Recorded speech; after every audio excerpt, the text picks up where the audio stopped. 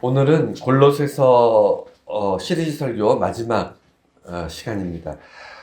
어, 골로새서 처음 우리가 시작할 때 강조했던 것이 그 사도 바울 평생을 정말 지독하리만큼 치열하게 살았고 수많은 고난이 있었고 목숨이 위태로운 상황들도 여러 번 있었지만 복음을 전파하고 선교하는 사명에 대해서 포기하지 않고 끝까지 다 달려서 그 많은 교회들을 세우고 하나님 앞에 정말 놀라운 일들을 업적들을 많이 남겼던 노 사도였습니다. 하지만 그의 말년은 그렇게 부러워할 만큼 뭐 화려하거나 아니면 사람들이 추종하고 싶어 할 만한 그런 어떤 모습은 아니었던 것 같아요. 선교를 하면서 순교의 자리까지 나가기 바로 전까지도 그는 갇히고 매맞고 그리고 사람들로부터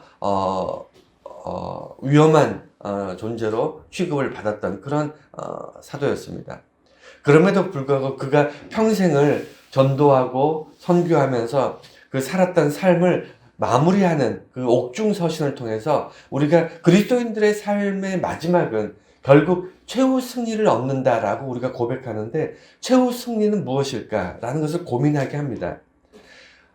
부자가 되거나 유명해지거나 아니면 무슨 어느 분야에서 권위 있는 사람이 되어서 세상의 존경을 받는 그런 자리는 아닐지라도 그가 다른 사람이 하지 못했던 놀라운 일들을 하고 나서 그가 하나님께 영광 돌리는 그런 모습들, 그리고 그가 마지막에 토해내는 그 주옥 같은 어떤 그 고백들을 통해서 그리스도의 신앙, 예수 그리스도를 향한 신앙이라는 것이 이런 것이구나 하는 것을 정말 가슴 절절하게 깨닫게 되는 그런 본문들이 옥중서신에 있습니다. 골로새서도 옥중서신인데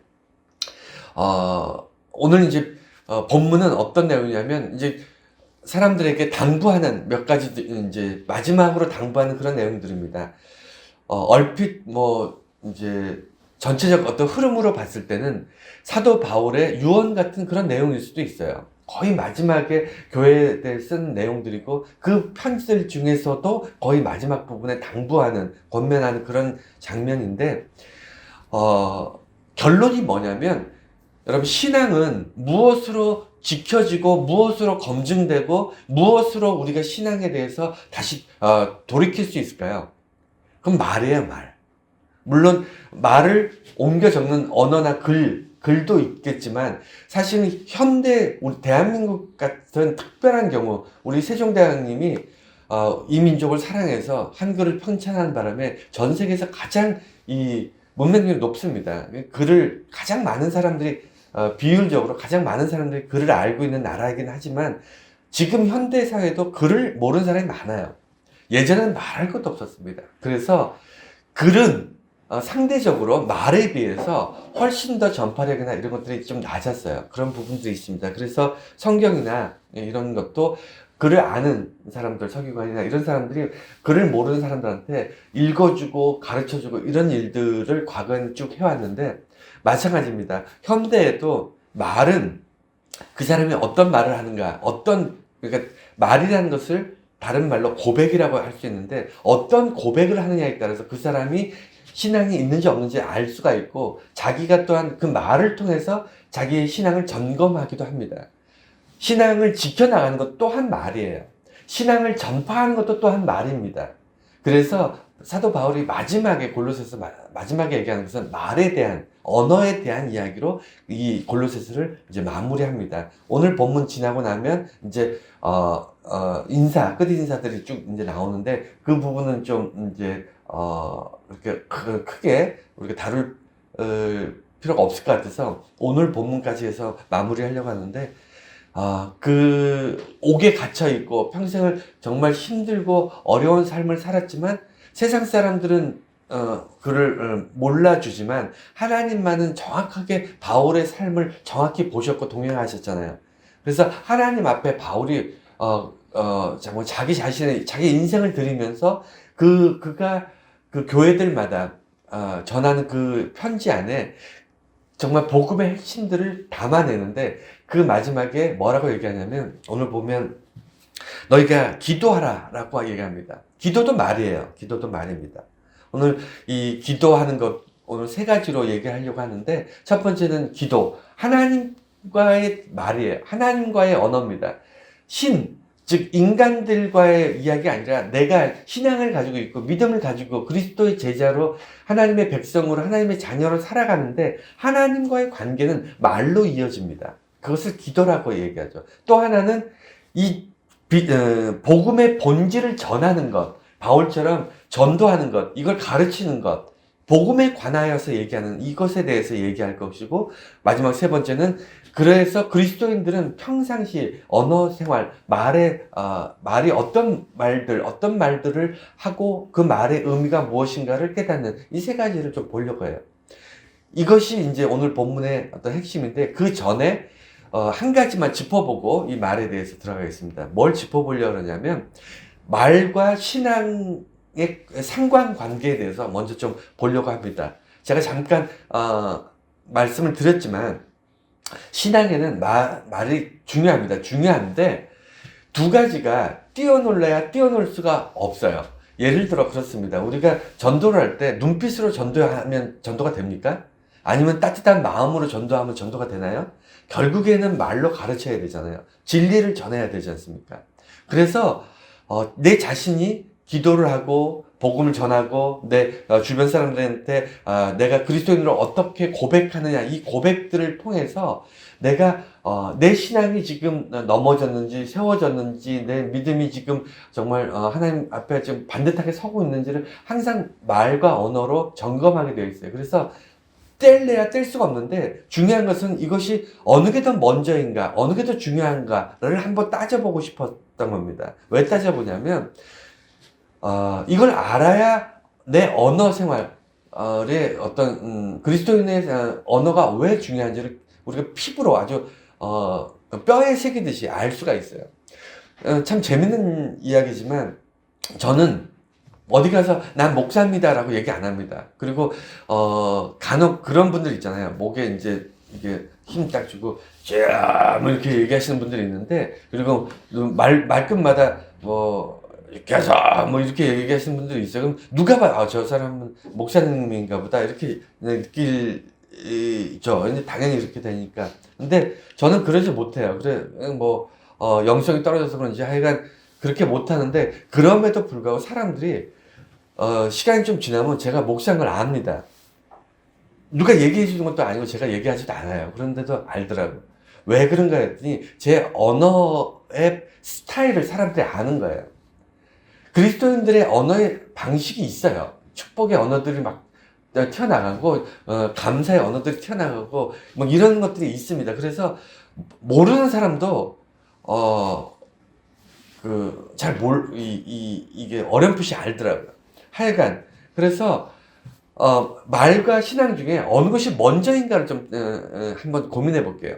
여러분, 방금 제가 얘기한 것처럼 신앙과 말은 뗄래야 뗄 수가 없는데, 그럼에도 불구하고 먼저 되는 것이 무엇일까요?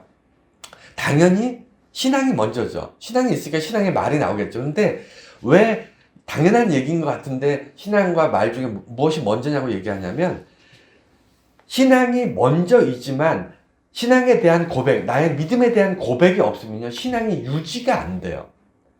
우리가 주일날 왜 예배를 드리죠? 우리가 주일날 나와서 찬송하고 기도하고 예배드리고 말씀을 듣는 게 왜 그렇죠? 우리가 믿음이 없어서 그런가요? 아니라니까요. 말을 통해서, 제가 이 언어를 통해서, 말을 통해서 설교하고 여러분들이 말을 통해서 하나님께 기도하고 찬송하는 이 장면, 이것을 통해서 여러분들이 믿음을, 그 신앙을 지켜나가는 겁니다. 그게 고백이에요. 내 삶의 고백인 겁니다. 찬송에 쓰여 있는 것처럼 하나님만이 나의 모든 것이 됩니다라는 찬송 가사가 있으면, 그 가사가 그냥 내 말로 그냥 노래를 하는 노래가 아니고요, 내 신앙에 대한 고백이고 나의 믿음에 대한 확증이에요. 그래서 말이라는 것은 신앙이 먼저지만 우리는 신앙이 언제 어떻게 내 삶에 들어왔는지 잘 모르잖아요. 몇 월 며칠 몇 시에 내가 신앙이 생겼다, 믿음이 생겼다, 여러분 그렇게 알고 계십니까?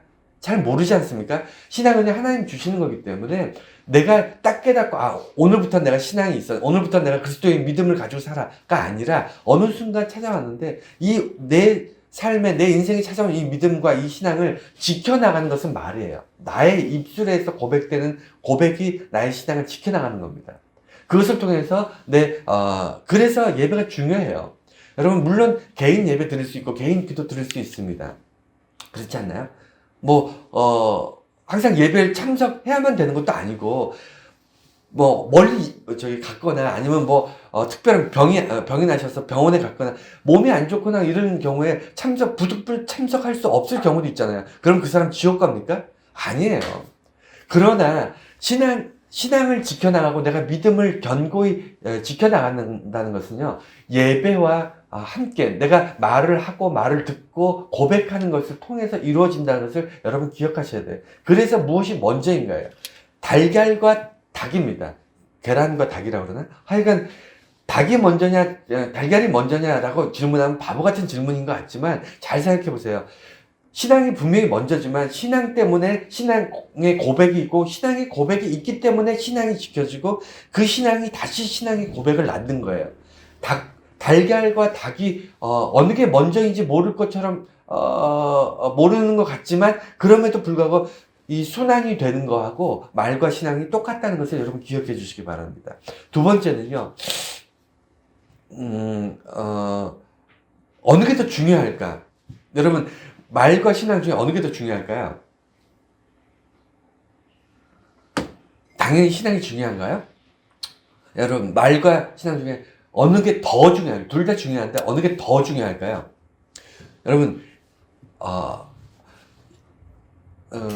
신앙은요, 여러분들이 노력하면 신앙이 좋아지나요? 여러분이 무너졌을 때, 시험을 당하거나 어려움 당해서 믿음이 무너졌을 때, 여러분, 애쓰고 수고하고 노력하면 믿음이 더 좋아지고 지켜지고 그렇게 됩니까? 여러분, 믿음 없는 사람들한테 복음 전하면, 진리를 전하면 그들이 복음을 듣고 믿음이 막 생기고 신앙이 없던 신앙이 막 생기고 그러나요? 여러분, 그런 거 보셨나요? 저는 못 봤어요. 신앙은요, 인간의 노력과 전혀 상관이 없습니다. 너무 안타깝지만 철저하게 100% 하나님의 선물이에요. 제 주변에 똑똑한 사람 많습니다. 제 주변에 노력하고 성실한 사람 많아요. 착한 사람 많습니다. 그런데 복음을 들었다고 그들이 그 착한 성품에 그 복음을 듣고 받아들여서 신앙이 생기지 않더라고요. 똑똑한 사람도 있습니다. 진리를 전해서 이것이 얼마나 정말 귀한 복음인가 진리인가를 전한다고 해서 그 사람들이 그걸 받아들여서 믿음을 갖고 똑똑한 그 논리적인 어떤 판단으로 예수 그리스도를 믿고 하나님의 자녀가 되지 않더라고요. 신앙은요, 믿음은요, 우리가 노력해서 절대로 안 돼요. 하나님이 주셔야 됩니다. 제가 수십 년 동안 신앙생활을 하면서 깨달은 게 그거예요. 우리가 억지로 믿음을 어떻게든 지켜나가려고 그래도 결국에는 하나님께서 성령님을 통해서 우리에게 믿음을 주시지 않으면 우리는 믿음을 지켜나가지 못해요.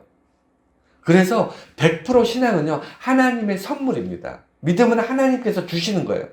그런데 그렇기 때문에 우리가 뭘 한다고 해서 노력한다고 해서 더 나아지지 않는 것이 신앙이고요. 말은 어떤가요? 말은 달라요. 그러니까 어느 것이 말이 중요하냐 신앙이 중요하냐고 했을 때 신앙이 중요합니까? 말이 중요합니까? 당연히 말이 중요해요. 왜 그렇죠? 신앙은 우리가 어떻게 해볼 수가 없으니까 할 수 있는 건 말이에요. 말은 우리가 어떻게 바꿀 수 있잖아요. 노력할 수 있잖아요. 말은 우리가 변화시킬 수 있어요. 노력할 수 있어요. 말은 바꿀 수 있어요. 신앙은 우리가 믿음은 더 좋게 할 수 없지만 말은 바꿀 수 있어요. 그렇기 때문에 할 수 있는 것이 더 중요한 거예요. 우리가 할 수 없는 것을 가지고 시간을 낭비하지 마세요. 믿음은요, 하나님이 주신 선물이기 때문에 하나님 감사합니다가 전부입니다. 하나님이 주신 믿음, 내게 주신 믿음, 그거 감사하잖아요. 그것이 다지. 우리가 거기다가 무엇을 어떻게 해볼 수 있는 게 아니고요. 우리는 더 중요한 게 뭐냐면 그리스도의 믿음을 고백하는 말을 가지고 그리스도의 언어를 가지고 있는 것이 훨씬 더 중요하더라 이겁니다. 이게 제가 신앙생활을 하면서 깨달은 거예요. 이해가 되셨나요? 그래서 말과 신앙이 이런 뗄래야 뗄 수가 없지만 그 안에는 약간의 역학관계가 있고 그만큼 역학관계가 있기 때문에 그리스도인들의 말이 얼마나 중요한가를 알고 있고 바울도 이 말을 통해서 이 언어를 통해서 복음을 전했고 진리를 전했고 예수 그리스도의 십자가를 전했기 때문에 말이 교회에서 그리고 개인의 신앙이 얼마나 중요한지를 너무 잘 알고 있었던 거예요. 그래서 마지막에 유언 같은 편지에 이 말에 대해서 기록하면서 이 골로새서를 마무리하고 있는 겁니다. 그래서 말과 신앙에 대한 이야기를 했고, 두 번째, 이제 첫 번째 세 가지를 말씀드린다는데, 첫 번째는 기도에 대해서 말씀드릴게요. 제일 처음에 바울이 그리스도인의 언어, 우리가 지금 언어라는 것이 예수 믿는 사람만 말을 할 줄 알고 예수 믿는 사람만 뭐 언어를 사용하는 것은 아니잖아요. 인간이면 똑같은 문화권 안에서 똑같이 말을 하고 소통하고 말을 통해서 서로 언어와 지식들과 이런 것들을 공유하면서 사는 것이 정상이지 않습니까? 예수 믿는 사람만 말을 하고 언어 생활을 하는 것이 아니라 일반 모든 사람들이 다 그렇게 살아요. 그런데 왜 오늘 이 말에 대해서 다시 한번 강조하냐면 우리가 사람으로서 인간으로서 소통하면서 그 사회 속에서 나누는 그 말 외에 추가적으로 세 가지가 더 있다는 거예요. 세 가지가. 그 추가적인 것들에 대해서 얘기하는 겁니다. 왜냐하면 뭐 좋은 말을 써라, 뭐 덕이 되는 말을 써라, 사람들한테 힘이 돼주는 위로하는 말을 써라, 이런 말들은요, 이건 꼭 기독교 아니어도요, 인문학이라든가 아니면 처세술이라든가 이런 데서 수없이 많은 강사들이나 수없이 많은 사람들이 이거에 대해서 이야기합니다. 그렇지 않나요? 교회에서만 하는 게 아니잖아요. 교회에서 복음을 전하는 이 강단에서 말씀을 전하는 설교하는 이 자리에서 좋은 말을 써라. 오늘 설교 제목이 좋은 말과 은혜로운 말은 전혀 다릅니다. 전혀 달라요. 예수님께서 이 독사의 자식들아라고 바리새인들한테 얘기했거든요. 독사의 자식이 좋은 말입니까? 여러분 생각해 보세요. 좋은 말을 하고 덕이 되는 말을 하고 위로되는 말을 하는 것이 기독교의 은혜로운 말이 아니에요. 바울이 아니면 초대교회 사람들한테 좋은 말을 많이 했기 때문에 교회가 생기고 교회가 커지고 어떤 사람들이 위로를 받고 그러지 않았습니다. 예수님께서 좋은 말을 많이 했기 때문에 십자가에 못 박혔을까요? 그렇지 않습니다. 기독교의 언어는요, 전혀 다른 언어예요. 좋은 말은 인문학적으로 처세술적으로 말하는 그런 좋은 말이 아니에요. 그래서 이 말에 대해서 좀 심각하게 받아들이셔야 됩니다. 첫 번째는 하나님과 인간의 관계. 우리가 하나님을 알지 못하면 기도라는 것을 할 수가 없잖아요. 하나님에 대해서. 물론 세상에 많은 종교들이 기도를 하지만 우리는 정말 살아계신 하나님, 정말 우리를 지키시고 우리를 구원하시는 지금 세상을 만드시고 세상을 운행하시는 바로 지금 존재하신 실존하시는 하나님과 대화를 하는 거예요. 그게 기도입니다. 무슨 뭐라 그럴까요? 이렇게 주문을 외우듯이 아니면 막연하게 잘 됐으면 좋겠다는 어떤 기원하는 것이 아니고 분명한 대상을 향해서 기도하는 게 이게 기독교의 기도거든요. 대화하는 거, 하나님과 대화하는 거. 그래서 기도가 그 어떠한 말보다 가장 기본이 돼요. 찬송도 여기 기도에 속하는 거고요. 이 곡조 달린 기도잖아요. 찬송도 그렇고, 그 다음에 우리가 늘 하는 기도도 그렇고, 심지어는 하나님께 푸념할 때도 있고, 하나님 지금 너무 힘들고 어려운데 하나님 좀 도와주세요. 이거 다 기도예요. 왜 그렇죠? 실존적으로 하나님, 살아계시는 하나님에 대해서 내가 그분의 살아계심과 그분이 나를 보고 계시고 도우시는 것을 인정하고 고백하기 때문에 기도입니다. 그래서 기도가 우리 그리스도인들의 말 중에서 제일 중요한데 그것이 오늘 성경 말씀을 보면 힘쓰라, 기도에 힘쓰라 이렇게 되어 있는데 원어 성경에 보면 뭐뭐뭐 할 때까지 힘쓰라 이런 표현이에요. 그러니까 그냥 기도를 많이 해라, 열심히 해라가 아닙니다. 여기는 원어를 이렇게 뒤져보면 뭐뭐뭐 할 때까지 이게 여러분 오해하시면 안 돼요. 기도가 이루어질 때까지 열심히 해라. 이건 인디안들의 기우제 기도하듯이 그렇게 기도하라는 얘기 아니에요. 예전엔 저도 그런 줄 알았는데 기도가 응답될 때까지 열심히 기도하라가 아닙니다. 기도를 하되 기독교인들, 예수 믿는 크리스찬들은 기도를 할 때 이것이 내가 예를 들어 뭐 부자가 되게 해주세요. 근데 부자가 될 때까지 열심히 기도하는 것. 이것을 기도에 힘쓰는 것이 아니고요. 견뎌내는 거예요. 견뎌내는 것. 어떤 것을 견디는 걸까요? 하나님과 대화하고 하나님께 고백하는, 그리고 하나님의 자녀로서의 정체성, 내가 하나님의 자녀로서 내 하나님과 대화하는 이 기도를 방해하고 막고 이것을 끊고 이 기도가 이루어지지 않도록 방해하는 세력이 있을까요? 없을까요? 예, 있어요. 이거 아주 강력하게 여러분들 기도를 방해하거나 여러분 기도를 이루어지지 않게, 또나 그 하나님과의 관계를 끊으려고 하는 세력들이 있습니다. 그래서 기도의 본질은 뭐냐면요, 기도가 이루어지는 것, 이거는 우리가 고민할 게 아니에요. 왜냐면 기도가 이루어지고 안 이루어지는 건 하나님의 몫이에요. 인간의 몫이 아닙니다. 우리가 열심히 노력하고 열심히 기도하면 이루어진다? 이거는 착각입니다. 이루어지고 안 이루어지는 건 하나님께 맡기는 거예요. 하나님이 우리에게 가장 좋은 방식으로 이루실 것을 믿잖아요. 믿지 않습니까? 저와 여러분들은 내가 기도하지만 내 기도가 때로는 나의 어리석음 때문에, 나의 잘못된 것 때문에 잘못된 기도를 할 때도 있고, 다음에 뭐 여러 가지 우리가 부족한 불완전한 기도를 할 수 있지만 하나님은 우리에게 완전한 응답을 하시잖아요. 더 좋은 방식으로 더 완벽하게 우리에게 응답하시니까 결과는 맡기는 거예요. 우리가 결과를 좌지우지하는 게 아니고, 우리가 기도를 할 때 중요하게 여기는 것은 뭐냐면 기도가 끊어지지 않는 거예요. 현재 진행형 기도 자체를 멈추지 않는 겁니다. 기도 자체가 어떤 좋은 결과를 가져올 것이냐 나쁜 결과, 이 결과가 아니라 내가 지금 현재 기도하고 있다는 것을 포기하지 말라는 거예요.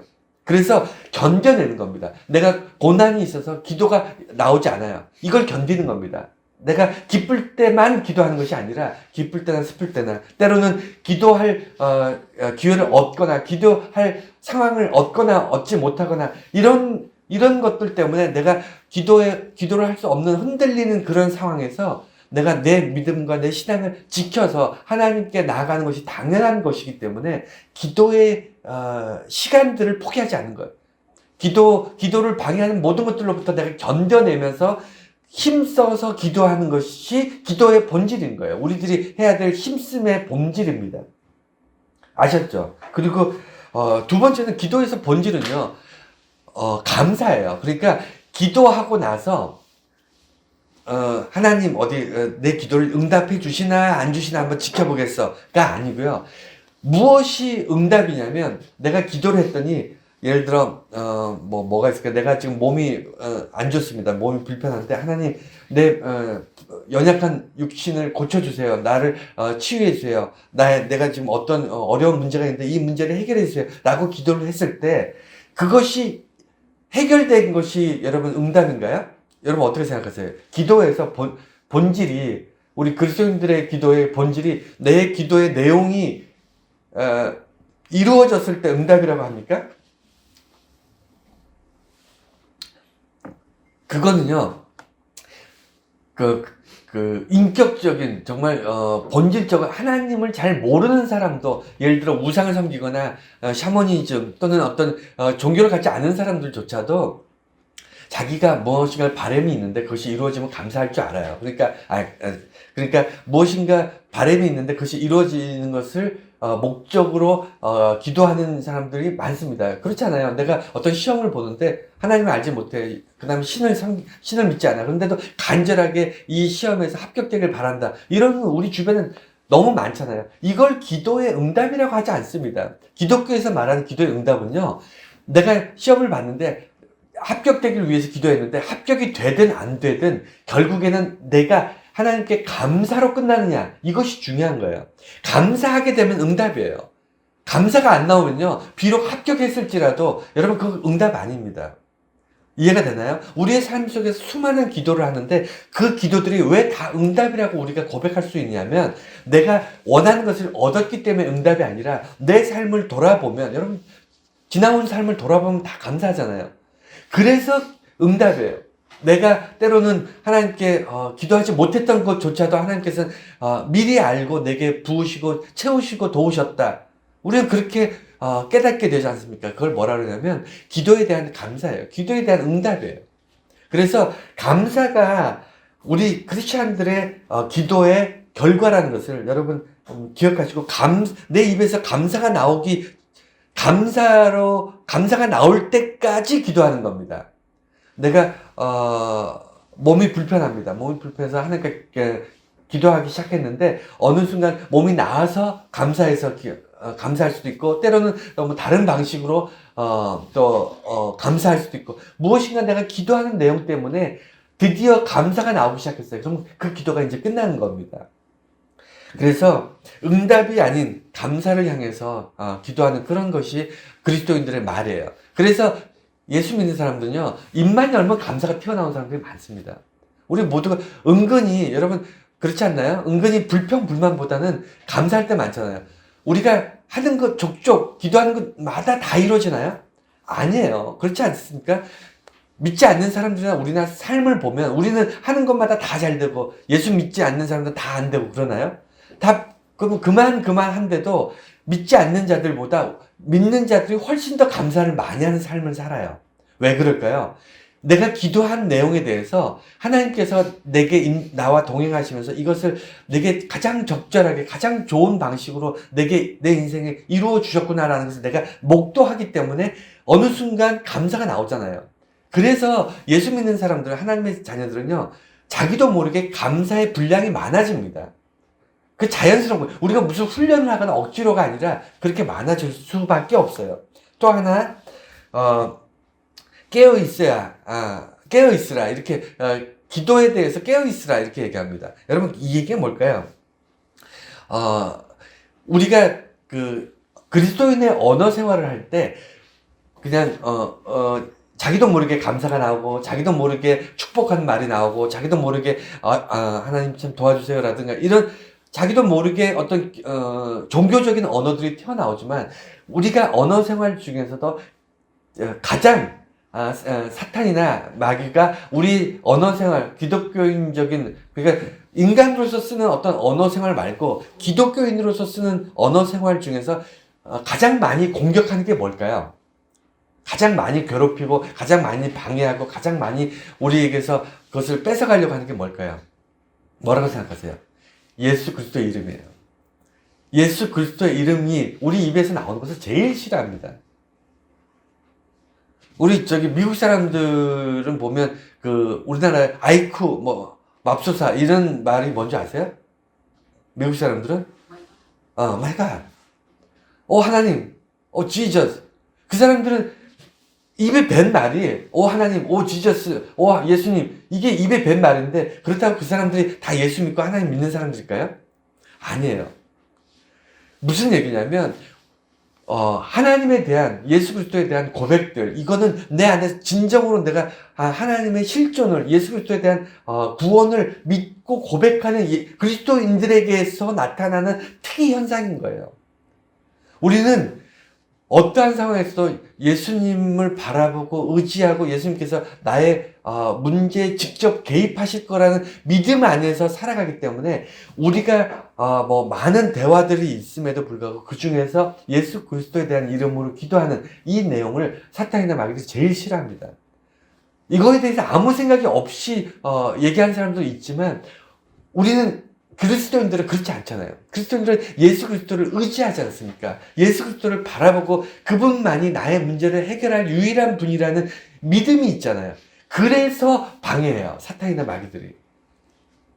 그래서 깨어있으라는 말이 이겁니다. 내가 습관적으로 예수 그리스도를 얘기하거나 아니면 아무 생각 없이 그냥 살다 보니까 예수 그리스도라는 말 자체가 내 입술에서 올라오지 않거나 아니면 세상 사람들과 똑같이 생각하고 판단하고 그렇게 언어 생활을 하고 살고 있지는 않은가 돌아보세요. 말은 깨어날 수 있어요. 내 말은 내가 조종할 수 있습니다. 아까 말씀드린 것처럼 말과 신앙 중에 우리가 더 중요하게 생각해야 되는 건 말이에요. 말은 내가 훈련할 수 있고 내가 조종할 수 있기 때문에 말이 나의 신앙을 이끌어갈 수 있어요. 말이, 나의 언어가, 나의 고백이, 나의 믿음을 견인해갈 수 있어요. 그래서 기도가 가장 중요합니다. 두 번째는요, 전도, 선교. 우리가 복음을 전하는, 진리를 전하는 이 일은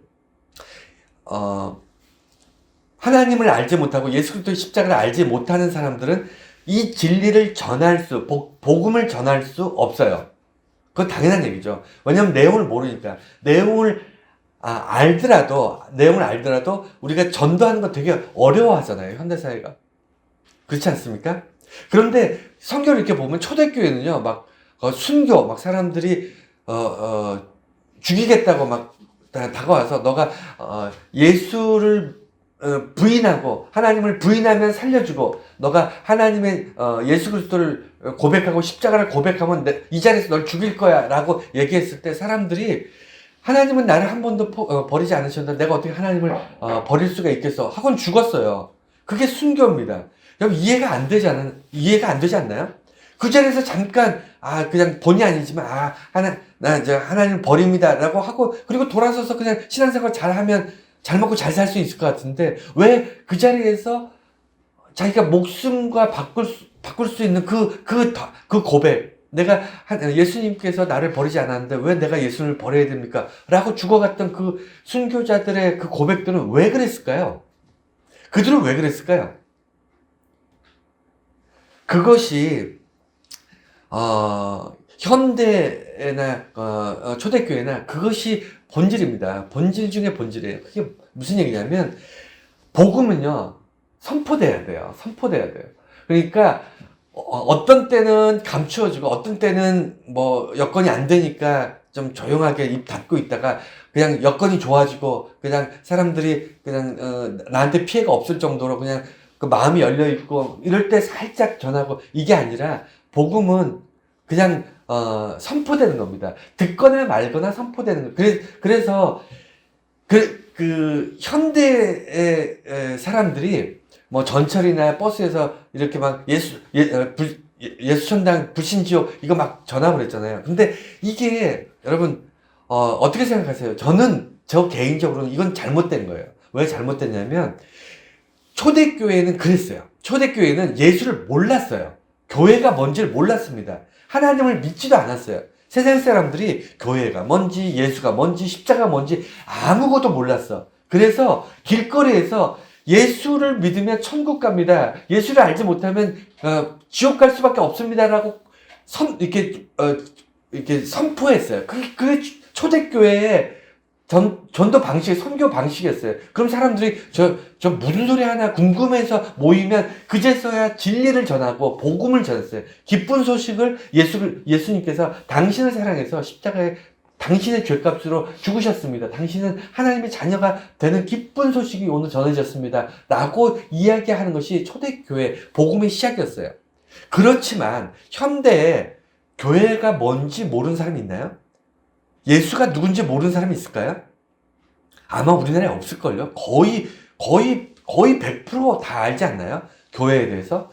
우리나라 교회 없는 지역은 있을 수 있어도 교회가 뭔지 모르는 그런 사람들이 있는 곳은 많지 않을 것 같아요. 거의 다, 아마 90% 이상은 다 알걸요? 그런 사람들한테, 전할 때는요, 현대같이 모르는 사람들이 아니라 아는 사람들한테 전할 때는요, 어떻게 선포하냐면, 삶을 전파하는 겁니다. 그러니까 초대교회는 선포하는 것이었고 진리를 선포하는 것이었고 현대교회는 진리로 살아가는 거예요. 살아가는 게 선포입니다.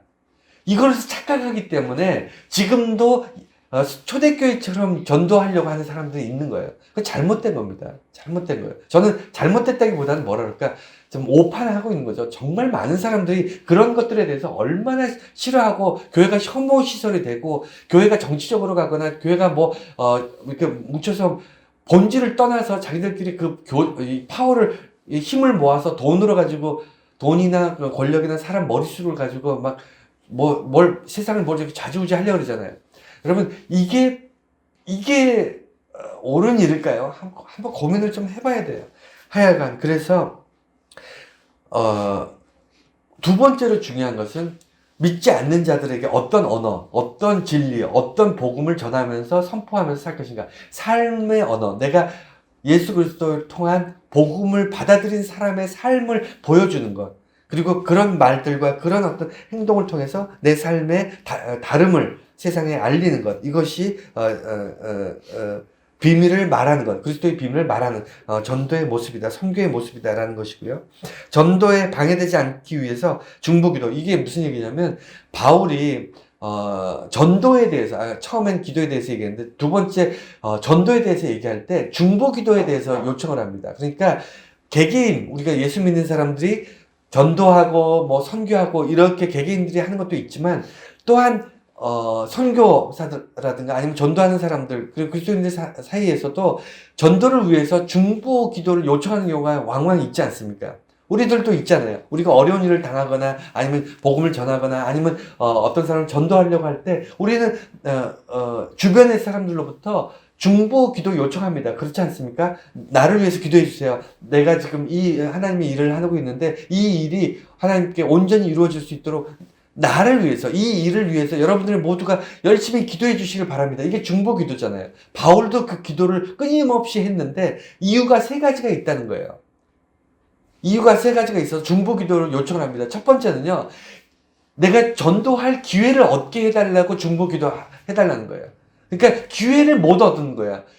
사람들이 받아들이지 않고 바울이 감옥에 갇혀버리면 전도할 사람들이 없잖아요.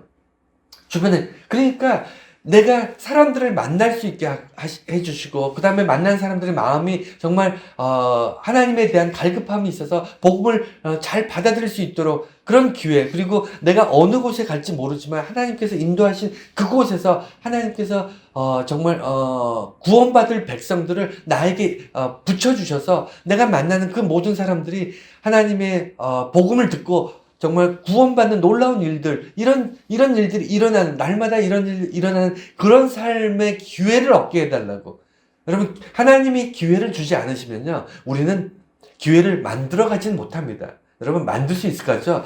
딱 내가 막 애쓰고 노력했을 때, 여러분, 갑자기 사람들이 다 흩어지고, 여러분 뒤통수 치고, 여러분들의, 정말 복음에 정말, 저 고춧가루를 뿌린다 그러죠. 이런 경우를 여러분들 분명히 경험할 수밖에 없어요. 왜냐하면 하나님이 인도하지 않으시면요, 그게 온전히 이루어지지 않습니다. 그래서 기회를 달라는 거고, 낙심하지 마. 바울같이 중보 기도를 요청하는 사람들의 특징이 뭐냐면 너무 힘들어요. 혼자 견뎌내기가 너무 힘듭니다. 여러분, 기도하는 것, 그 다음 전도하는 것, 그리스도인으로 살아가는 것, 모든 것이요, 여러분 혼자 못합니다.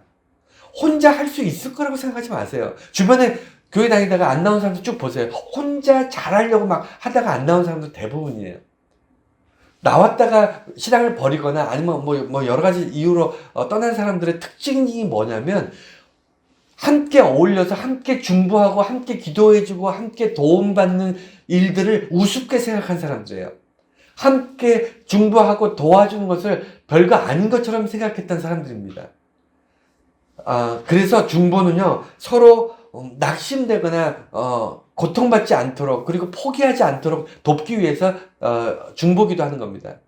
바울이 항상 흔들리지 않고 항상 하나님의 일에 전념하고 하나님께 놀라운 은혜의 삶을 살고 어떤 악한 것들이 와도 좀 항상 이기고, 바울이 그랬을까요?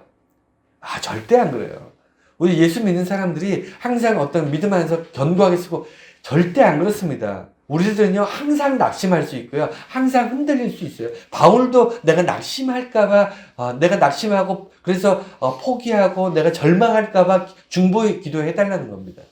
세 번째가 편견 없이, 그러니까, 바울도 이런 문제가 있었는데, 여러분, 제가, 교회가 왜 정치하는 것을 싫어하냐면요, 정치라는 것이 이렇게, 서로 의견이 다른 사람들이 서로 싸우는 게 정치예요.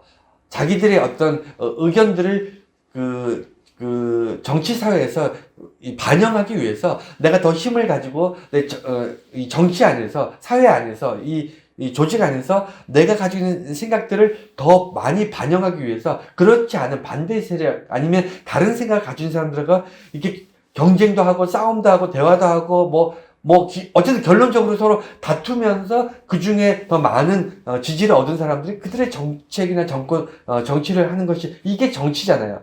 종교는요, 그래서는 안 됩니다. 절대로 그러면 안 돼요. 절대로. 정치하는 종교인들은요, 정말 그건 전 벌 받아야 된다고 생각합니다. 왜 그런 생각들을 하냐면, 복음은요, 세상에 대해서 편견이 없어야 돼요. 악에 대한 편견도 없어야 되고요. 진보나 보수에 대한 편견도 없어야 돼요. 종교는요, 예수 그리스도의 사람들이 복음을 전할 때는요, 내 주변에 이 사람은 악한 사람이니까 복음을 전하고 싶지 않아 라고 해서 안 전하면 안 돼요. 편견이 없어야 됩니다. 이 사람은 복음을 받아들일 준비가 안 돼 있어. 내가 판단하면 안 됩니다. 그래서 그리스도인들의 언어 생활은요, 사람들에게 편견을 가지고 편견을 전하는 사람들, 이 사람들 그 속에 믿음이 있는 것이 아니고요, 자기 주관이 있는 거예요. 주관을 자기 신앙이나 믿음으로 착각하고 있는 겁니다. 물론 예수 믿는 사람도 정치적 견해가 있을 수 있어요. 우리 교회 안에서 다를 수 있습니다. 이것은 정상이에요. 이것이 나쁜 게 아닙니다. 어떤 사람은 뭐 이런 생각 저런 생각, 이것이 정상이에요. 이거는 개개인의 취향이나 정치적 성향일 뿐이지 이것이 기독교의 본질이 절대로 아니에요. 기독교의 본질은요, 그럼에도 불구하고 우리가 정치적 성향이 다르고 사회적 친분이 다르고 경제적 환경이 다르고 지식의 정도가 달라도 우리는 한 형제입니다. 한 자매입니다. 우리가 하나님 안에 한 가족입니다. 라고 얘기하는 것이 교회예요. 그것이 깨지고 우리끼리 이렇게 모이면 이미 교회가 아니에요. 그건 교회가 아니고 사설 집단이잖아요. 목적이 딴 데 있잖아요. 정치하겠다고 모이는 거지, 그게 하나님께 영광 돌리겠다고 모이는 겁니까? 그렇지 않습니까? 그래서 편견 없는, 바울도 그랬어요. 내가 감옥에 갇혔기 때문에 나는 더 이상 전도할 사람이 없다는 편견을 버리고 감옥 안에 있는 사람들, 간수들, 아니면 감옥 안에 있지만 이렇게 편지를 통해서 어떤 때든 기회를 얻지 못하든 내 주변에 있는 모든 사람들에게 편견 없이 복음을 전해야 되겠다. 그것을 위해서 중보기도 해달라는 겁니다. 그래서 예수님은요, 심지어 자기를 십자가에 못 박는 로마 군병들을 위해서도 그들을 위해서도 구원하시기로 작정하신 그분이 예수 그리스도입니다. 내게 유익하냐 유익하지 않느냐가 중요하지 않아요. 기독교는요, 내게 저 사람이 나한테 도움이 되느냐 안 되느냐가 그것이 그 사람을 판단하는 기본이 되지 않습니다. 그게 예수 믿는 사람의 언어와 생각의 가장 기본적인 차이예요. 세 번째, 그래서 그리스도인은 어떠한 언어 생활, 어떠한 말들을 하면서 사는 존재들인가? 인간으로서 가지고 있는 많은 소통의 언어들, 많은 지식과 어떤 정보의 언어들, 말들 외에 나머지 그리스도인이기 때문에, 기독교인이기 때문에 갖춰야 될 언어와 말에 대한 그 분량은 어떤 것들이 있고 그것이 왜 우리의 삶에 중요한 의미를 갖는가? 그것이 뭐냐면 인문학이나 처세술과 근본적으로 차이가 있다는 거예요. 그러니까 기독교인이어야만, 예수를 믿어야만, 하나님의 자녀이어야만 할 수 있는 언어 생활들이 있어요. 이것은 인문학이나 처세술로 배울 수 없어요. 그럼 왜 다를까요? 여러분, 인문학에서도요, 우리가 사람들 위로하는 말을 많이 해라, 아니면 자기 중심적, 나는 지금 행복합니다라든가 자기 고백적 이야기들 많이 하라, 이런 인문학적인 언어 교육들이 우리 주변에 많이 있습니다. 책도 많이 있고요. 이걸 전문적으로 강의하는 강사들도 많이 있어요. 인문학이나 처세술도 마찬가지입니다. 우리가 사회생활을, 복잡한 사회생활을, 현대사회에 사회생활을 하다 보면 관계 속에서 우리가 하고 진정성 있는 말을 하면 사회생활 잘하는 건가요? 못하는 건가요? 정말 못하는 거죠. 여러분, 사회생활 하는데 자기 위에 있는 상사가 정말 이상한 사람이에요. 자기를 막 괴롭혀. 자기에게만 특별히 일을 많이 주고 자기를 이렇게 편견을 가지고 있어. 그러면 진정성 있는 말을 한다고 자기 상사한테 부장님, 저한테 이런 식으로 편견을 가지고 이렇게 하시면 안 됩니다. 그것은 옳지 않습니다라고. 그거 진심이잖아요. 진정성 있는 얘기를. 그런 얘기를 하면 그 사람 잘 될 수 있을까요? 안 될까요? 여러분, 안 돼요. 그래서 그 인문학이나 처세술이나 모든 분야에서는요, 우리가 사회적 존재이기 때문에 사회 안에서 사람들에게 더 인정받고 더 사랑받고 더 화목하고 그 사회를 깨지 않고 더 화목하게 하기 위해서는 좋은 말로 하고 억지로라도 마음에 들지 않지만 이런 말들을, 남들을 이렇게 할 수 있는 그런 말들을 가르쳐요. 그런 말을 쓰라고 가르칩니다. 그렇지 않나요? 처세술이나 인문학은 내가 하고 싶은 말이 아니라 해야 될 말들을 막 가르쳐서 그런 말을 하면 그 사회가 참 좋은 조직이 되고 좋은 공동체가 될 수 있습니다. 이런 거 가르치는 거잖아요. 그런데 기독교는 안 그래요. 기독교는요, 사람들의 평화를 깰 수 있습니다. 사람들의 그 좋은 마음들을 어지럽힐 수 있어요. 왜냐면 복음은 자기들끼리 우상 숭배하면서 행복하게 살고 있는데 갑자기 하나님의 진리가 그곳에 딱 들어가서 그것은 우상입니다. 오직 진리신 하나님의 복음을 들으셔야 됩니다. 라고 얘기하면 그들이 여태까지 평생 살아왔던 그 우상의 문화가 갑자기 흔들리고 고통스러울 수 있잖아요. 여러분, 기독교의 그 언어들은요, 따뜻하지 않습니다. 굉장히 이게 좀 힘들 수 있는 언어들이에요. 받아들이기 쉽지 않아요. 그래서 그리스도인들 말들은요, 세상에서, 이렇게 좋은 말이라고 얘기하는 것, 좋은 말이라는 것들이 아닌 진정성 있는, 그러니까 진리를 전하기 위해서 꾸밈없이 전해지는 말이에요. 여러분, 복음은요, 여러분 주의하셔야 될 것이 뭐냐면 내가 진정성이 있다고 해서 내가 솔직하게 얘기한다 해서 내 기분으로 얘기하면 안 됩니다. 덧붙여서도 안 되고요. 내가 거기다가 당신은 하나님의 사랑을 반드시 받아야 돼. 당신은 악한 사람이기 때문에 하나님의 사랑으로 죄 씻음을 받아야 돼 라고 얘기를 한다면 이 얘기는 그 접에는 뭐가 있죠? 내가 그 사람 싫어하는 거야. 그 사람을 평소에 미워하는 거예요. 그 사람이 죄가 있다고 생각하고 뭐가 악한 사람이라고 생각하고 있기 때문에 그거 내가 감정이나 가감 없이 하나님은 모든 사람에게 사랑을 베푸시는 귀하신 창조주이시고 우리를 구원하시는 아버지 같은 존재이십니다라고 이야기하는 것이 진리인데 거기에 내가 첨가하거나 무엇인가를 덧붙이는 경우는 그건 잘못된 거예요. 왜 그렇게 되냐면 내가 꾸몄기 때문입니다. 그래서 복음은요, 꾸며서는 안 돼요. 진리를 전할 때는 비록 이것이 그 사람에게 좋은 말이 아닐 수는 있어요. 그 사람이 좋게 들리지 않을 수 있어요. 때로는 그 사람이 불편해할 수 있어요. 하지만 꾸밈 없이 진정성을 가지고 전해야 됩니다. 복음은 복음 그대로 전해야 돼요. 예수 그리스도가 어떤 분이고 그가 하신 일이 무엇이고 그 하신 일로 인해서 우리가 무엇을 소망할 수 있게 되는 것을 전하는 겁니다. 내 기분을 전하는 게 아니고 내 생각을 전하는 게 아니에요. 그래서 그리스도의 말의 핵심은 뭐냐면 이 진정성, 복음의 본질이라는 거고, 또 하나는 그래서 그리스도인들이 조금 이렇게 거칠 수 있어요. 사람들은 이렇게 모여 있을 때. 왜냐면 꾸미지 않고 이렇게 좋게 예를 들어 비즈니스 하는 사람들 이런 사람들 되게 말이 예쁘잖아요. 이렇게 사람들 이렇게 좀 홀린다고 하긴 좀 그렇지만 사람들 마음을 좀 이렇게 긴장감을 놓고 좀 어떤 경계심을 좀 풀고 좀 이렇게 쉽게 통하고 내 말을 믿게 하고 이런 게 있지 않습니까? 그런데 예수 믿는 사람들의 언어들은요 좀 그렇지 않아요. 조금 거칠 수 있습니다. 왜냐하면 예수 그리스도를 통한 하나님의 복음은요 그렇게 만만하지 않아요. 그렇게 우리 귀에 달콤하지 않습니다.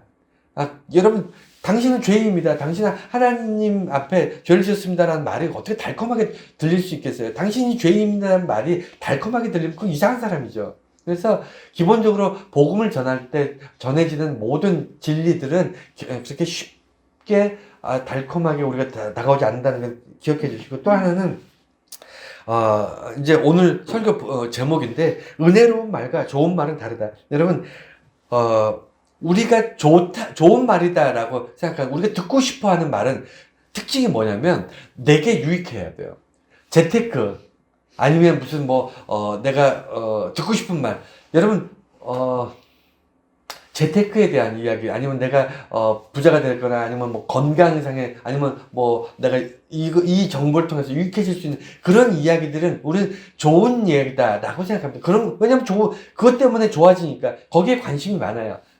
재테크는 이제 중장년층들이 주로 관심이고, 젊은 세대는 연애도 해야 되고, 그 다음에 무슨 청소년들은 학업이라든가, 아니면 무슨 자기들이 관심 있어 하고 자기들에게 도움이 될 만한 정보들, 이런 것들이 주어지면 이거 좋은 말이라고 생각할 수 있습니다. 다만, 단순히 그냥 좋게 당신 참, 예쁘네요. 당신 참, 훌륭하십니다. 이런 듣기 좋은 말만 좋은 말이 아니라, 내게 좋은 정보들, 내가 원하는 것들, 내가 관심 있어 하는 것들에 대한 좋은 정보들, 이런 것들이 주변에 많이 있잖아요. 우리는 본능적으로 그런 것에 귀가 열려있게 되어 있습니다. 그렇지 않습니까?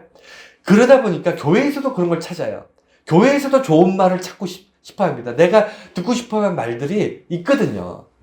내가 듣고 싶어 하는 말들이 있어요. 그래서 그것들이 교회에서도 들리기를 원하는데, 사실은 교회에서, 특히 예배 때 설교에서는 듣고 싶은 말이 아니라 은혜로운 말이 나가야 돼요. 여러분, 은혜로운 말이 뭘까요? 여러분들이 사회생활을 할 때, 여러분 집에서나 아니면 직장에서나 가정에서나 여러분 은혜로운 말을 한다는 것은 어떻게 알 수 있죠? 여러분, 은혜로운 말은 어떻게 구별이 됩니까? 생각 안 해보셨어요? 여러분, 은혜로운 말은요, 내가 없어요. 은혜로운 말은요, 주어가 하나님이에요. 그러니까 내가 배가 고프다, 내가 이것이 잘 됐으면 좋겠다. 나는 원래 심리학이나 처세술이나 이런 데서 내가 중요해요. 나는 지금 어떤 상태다, 나는 지금 이것을 원한다. 이렇게 나라는 존재, 나는 당신에 대해서 지금 화가 난다, 이게 나라는 존재가 굉장히 중요한데, 주어가 나인 것이 중요한데, 은혜로운 말은요, 내가 아니에요. 주어가 하나님이에요. 예수 그리스도입니다. 그래서 나는 나와 상관이 없는 거야. 은혜로운 말을 하는 사람들은 하나님께서 당신 참 사랑하십니다. 하나님께서 내 인생에 이렇게 역사하십니다. 하나님께서 나에게 이런 좋은 것으로 채우십니다. 또는 어떤 사람이 고통받고 힘들어하고 그럴 때 그 사람을 위로할 때 잘 될 거야. 이거는 잘 될 거야는 나의 막연한 그냥 주문 같은 얘기고, 우리가 이야기하는 은혜로운 말이라는 것은 하나님께서 당신을 도우실 것을 나는 믿습니다. 이것이 은혜로운 말이에요. 그러니까 나라는 존재, 주어가 내가 아니고 하나님께서, 우리 예수 그리스도께서 어떻게 내 인생과 내 주변과 당신에게 어떻게 역사하실 것인가를 선포하는 사람, 이것이 그리스도인들의 언어 방식이어야 되는 거예요. 이해가 되시나요? 나는 지금 당신 때문에 너무 기분 나빠요. 아니면 나는 당신 때문에 너무 고통스러워요. 이거는 일반 모든 사람들이 다 할 수 있는 얘기예요. 예수 믿는 사람도 그렇게 얘기할 수 있어요. 그거는 그 사람 개인의 이야기고요. 은혜로운 말이라는 것은, 그것은 예수 믿기 때문에 하나님이 자녀이기 때문에 추가로 우리가 하게 되는 언어 생활인데, 그 핵심이 뭐냐면 주어가 하나님일 때가 많다는 거예요. 주어가 하나님일 때에 우리는 그 말을 은혜로운 말이라고 얘기합니다. 그 말은 결코 따뜻하거나 항상 좋은 말이 아닐 수는 있지만, 내게는 그것이 자연스럽게 내 입에 이렇게 습관처럼, 버릇처럼 붙어서 입만 열면 은혜로운 말이 나오는 그런 삶을 우리가 살 수 있습니다. 마지막으로 소금이란 말이, 언어에 소금이란 말이 나옵니다. 이 얘기가 결론인 것 같아요, 사실. 예수 믿는 사람이 세상의 빛과 소금으로 살라고 말씀하셨잖아요. 여러분, 세상의 소금으로 사는 것이 뭘까요? 세상에 향해서 잔소리하고 문제가 있거나 어려운데 투쟁하고 뭔가 뭘 고치려고 하고 뭔가 잘못된 사람을 정죄하고, 이게 소금일까요? 뭔가 정의로운 세상을 만들기 위해서 내가 이 한 몸을 던지겠다. 이게 소금의 삶일까요? 여러분 어떻게 생각하세요? 저는 오늘 본 말씀을 통해서 세상에 그리스도인들이 빛과 소금에서 소금의 삶을 산다는 것은 은혜로운 말로 채워나가는 것이 소금의 삶이라고 생각해요. 세상을 향해서 주어가 하나님이신 하나님께서 당신을 사랑하십니다. 하나님께서 이 땅을 회복시키시기 원합니다. 하나님께서 지금 고통 가운데 있는 이 세상을 향해서 하나님께서 지금 반드시 회복하시고 도우시고 역사하실 것을 믿습니다라고 이야기하는, 이것이 소금이라고 생각해요. 이것이 세상의 악을 정화시키고요, 세상의 부패를 방지하고요, 세상으로부터 소망을 깨닫게 하는 것, 이것이 말의 소금이라고 생각합니다. 빛과 소금에서 빛은 하나님의 빛, 예수 그리스도의 빛을 우리가 받아서 반사하는 게 세상의 빛으로 사는 것이라면, 소금은 우리가 입을 훈련시켜서 사실 말을 훈련시킨다는 게 뭐냐면 마음을 훈련하는 거예요. 마음이 말로 나오는 거기 때문에 마음 따로 말 따로는 우리가 불가능합니다. 그렇지 않나요? 마음이 말로 나오는 거잖아요. 그래서 마음을 그렇게 바꾸는 거예요. 하나님이 주어가 되는 인생, 하나님이 주어가 되는 그런 마음들. 그래서 하나님께서 세상의 소금의 말들을 하면서 은혜로운 말들을 통해서 우리 삶을 우리 삶뿐만 아니라 우리 사회를 더 살아갈 만한 아름다운 세상을 만드실 것이다. 무엇으로? 나의 말로, 나의 입술로, 나의 언어로. 이것이 바울이 기록했던 그리스도인들의 마지막 언어의 어떤 그 모습이다. 이렇게 생각해 볼 수 있을 것 같습니다. 여러분, 오늘 말에 대해서 쭉 얘기했는데 이것 말고도 하고 싶은 말이 너무너무 많습니다만 여러분, 그만큼 말이나 언어가 중요하기 때문이에요. 그리고 기본이 되기 때문입니다. 신앙생활에서 이것이 빠지고 말을 안 하면, 기독교인들이 고백이 없으면요, 믿지 않는 자와 똑같아요. 다를 게 하나도 없습니다. 고백하는 삶, 그것이 기도가 됐든 전도가 됐든 아니면 내 주변 은혜로운 말이 되었든 이런 삶을 살아가는 것이 우리들이 마땅히 살아가야 될 모습이고요. 저는 이것이 이렇게 훌륭하게 훌륭하다기보다는 몸에 이렇게 잘 장착이 되어 있지 못한 것 같아요. 그래서 이렇게 거룩한 말을 하거나 아니면 이렇게 좀 티나게 하는 그런 삶을 살지는 못했는데, 그럼에도 불구하고 그리스도에 대한 사랑을 가슴에 품고 살게 되면요, 내가 아니라 남들이 저를 알아봅니다. 저 사람은 교회 다니는 사람인가? 저 사람 목사인가? 저 사람은 뭔가 좀 다르게 사는 사람인 것 같다라는 것을 알게 됩니다. 제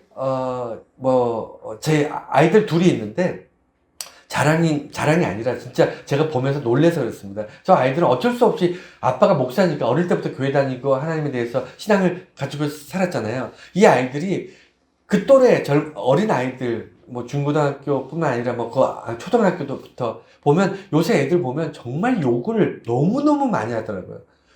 말의 반이 욕이야. 욕을 빼면 말이 안 되는 그런 애들이 너무너무, 저는 그게 일부 좀 불량한 학생들이 그런가 보다 했는데, 거의 대부분의 아이들이 욕과 말을 섞어서 얘기합니다. 그렇죠. 정말 저는 깜짝 놀래요. 그런데 우리 아이들은 욕을 잘 안 합니다. 거의 안 하더라고요. 정말 어릴 때부터. 왜냐면 친구들과 어울리면 자연스럽게 배워서 걔네들하고 똑같이 욕 반 이렇게 얘기를 해야 될 것 같은데, 제가 그렇다고 하지 말라 해라 이렇게 얘기한 적도 없거든요. 제가 아이들을 잘 양육하지 못했습니다. 전 바쁘게 살고 주경야독하고 되게 분주하게 살다 보니까 아이들이 저절로 자기들끼리 컸는데, 하여간 감사한데도 하나님이 돌보셨죠. 그런데 얘들이 어릴 때부터 지금까지 욕을 거의 안 해요. 저는 깜짝 놀랐습니다. 저는 속으로, 그래서 이 아이들 중심에는 하나님의 사랑이 있구나, 하나님께서 함께 하시구나 하는 걸 알게 됐습니다. 당연히 어릴 때부터 그렇게 되기를 기도했지만, 확증은 그 말로, 그가 그 입에 악한 것이 담기지 않는 것을 통해서 확증하게 됐어요. 여러분 똑같습니다. 저와 여러분들도 밖에 나가서, 여러분 욕을 입에다 달고 사시는 분들 계시면 손 들어보세요. 여기 아무도 안 계시죠? 그렇다니까요. 우리도 남들처럼 욕할 수 있고 화나면 화낼 수 있고, 욕을 하면 잡혀가는 것도 아니잖아요. 또는 어떤 사람 저주하거나 어떤 사람 원망한다고 해서 누가 우리 나쁜 사람이라고 욕하면 손가락질 하나요? 아닌데도 불구하고 굳이 욕하거나 굳이 저주하거나 안 하고, 가능하면 축복하고 가능하면 위로하고 가능하면 하나님께 기도하는 그런 입술로 살아가는 이유가 뭘까요? 내 안에 하나님의 사랑이 채워져 있기 때문에, 내 안에 신앙이 자라고 있기 때문에, 내 안에 믿음이 견고하기 때문이에요. 그래서 시키지 않지만 내 중심에 그런 것이 있기 때문에 내 입술이 그렇게 살아지는 겁니다. 그래서 이 말을 통해 우리가 어떻게 그리스도인을 살아가야 될 것인가를 정말 다시 한번 깊이 생각하면서, 사도 바울이 평생을 전도하고 선교하고 나서 마지막에 유언으로 남기는 그런 편지 안에, 그것도 맨 마지막에 당부하면서 마지막에 쓰는 말이 말이다. 그리스도인들의 언어다. 그리스도인의 기도다. 그리스도인들의 고백이다. 라는 것을 잘 염두에 놓고 우리가 신앙생활을 잘 이겨나가시기를 축원합니다.